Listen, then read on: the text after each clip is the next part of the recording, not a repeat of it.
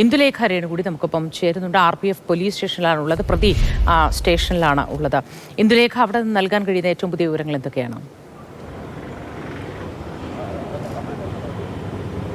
മോദി, നിലവിൽ പ്രതി ഇവിടെ തമ്പാനൂർ റെയിൽവേ പോലീസ് സ്റ്റേഷനിലാണുള്ളത്.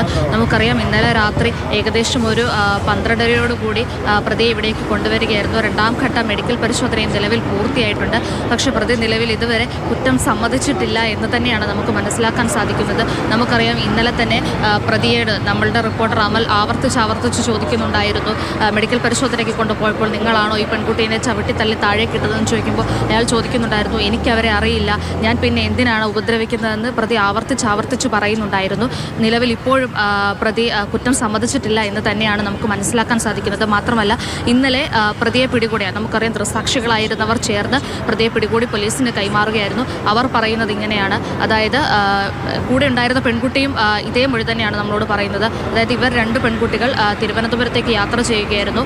വാഷ്റൂമിൽ പോയി പുറത്തേക്ക് ഇറങ്ങി വന്നു കഴിഞ്ഞപ്പോൾ ഈ പ്രതി അവിടെ നിൽക്കുകയായിരുന്നു. ഇയാളെ മുൻ പരിചയമോ അല്ലെങ്കിൽ യാതൊരു വിധത്തിലുള്ള പ്രകോപനങ്ങളോ ഒരു വാക്തർക്കമോ യാതൊരു വിധത്തിലുള്ള സംസാരമോ ഇവരുടെ ഭാഗത്തു നിന്ന് ഈ പ്രതിയുമായി ഉണ്ടായിട്ടില്ല.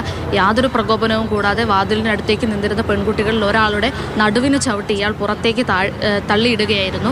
മാത്രമല്ല, നമുക്കറിയാം, മദ്യപിച്ച് പ്രശ്നമുണ്ടാക്കി എന്നാണ് പ്രാഥമികമായി പ്രതി ഇതുവരെ കുറ്റം സമ്മതിച്ചിട്ടില്ല എന്നാണ് നമുക്ക് മനസ്സിലാക്കാൻ കഴിയുന്നത്. തുടർന്ന് മജിസ്ട്രേറ്റിന് മുന്നിൽ ഹാജരാക്കുകയും ചെയ്യും.